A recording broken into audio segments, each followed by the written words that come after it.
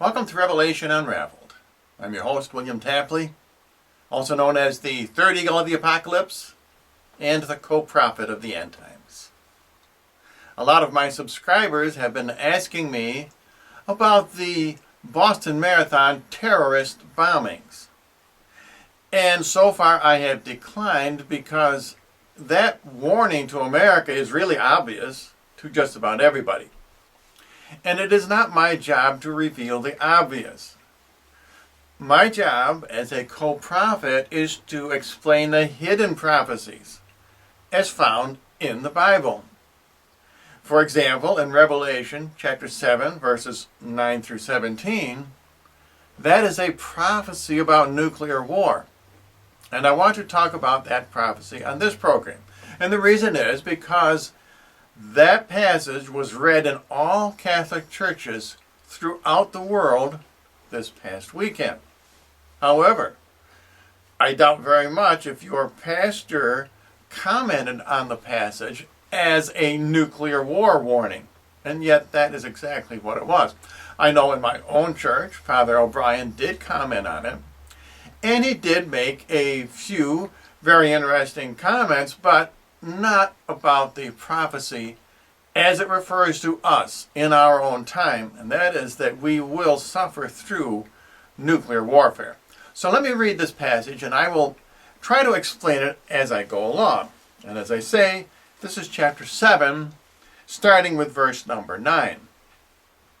After this I saw a great multitude, which no man could number, of all nations and tribes and peoples and tongues, standing before the throne and in sight of the Lamb, clothed with white robes and palms in their hands.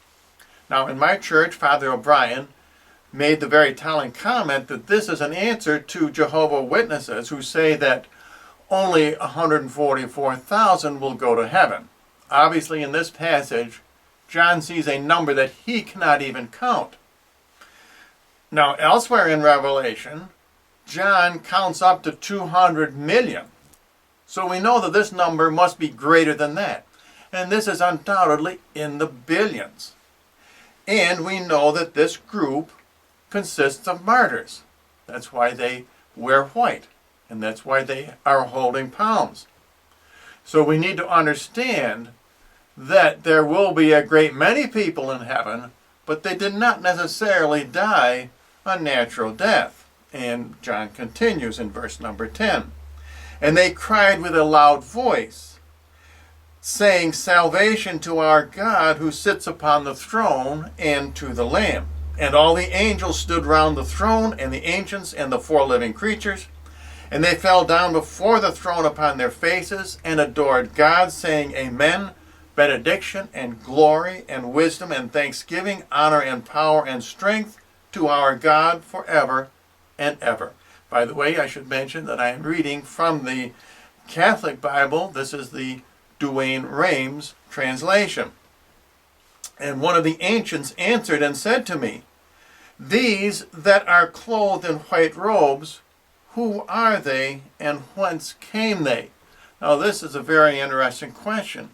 This is extremely important for those of us living in these end times. And I said to him, My Lord, you know. And he said to me, These are they who came out of the Great Tribulation and have washed their robes and have made them white in the blood of the Lamb. So these are martyrs during the Great Tribulation, which, as we know, Jesus said would be the worst period in the entire history of mankind. And that is the time frame that we are almost upon. And John continues in verse number 15. Therefore, they are before the throne of God, and they serve him day and night in his temple. And he that sits on the throne shall dwell over them. They shall no more hunger nor thirst, neither shall the sun fall on them, nor any heat. For the Lamb which is in the midst of the throne shall rule them, and shall lead them to the fountains of the waters of life, and God shall wipe away all tears from their eyes. So now this is very interesting. What caused the martyrdom of these billions of people during the tribulation? Well, John answers that in a sort of hidden fashion. There are 4 ways that these people are martyred. John says that they no longer have to worry about hunger or thirst or the sun falling on them. Now, what could John mean by that? Now, some people probably analyze this as being a meteor or a comet striking the earth. But remember, these billions of souls are martyrs.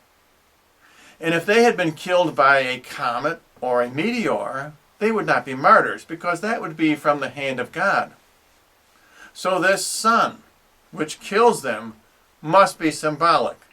And in these end times, it can only refer to nuclear warfare.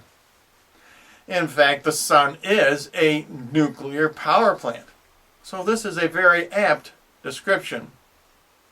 And so in conclusion, we realize that these billions of martyrs are the result of nuclear warfare. And that is our very near future. And I doubt if your Catholic priest explained that to you, but then again, that is my job as a co-prophet. And as always, if you would like a free copy of my book, Revelation Unraveled, you can write to the address you see on your screen, or you can visit my channel and click on to part 1 or part 2 and read the book right now.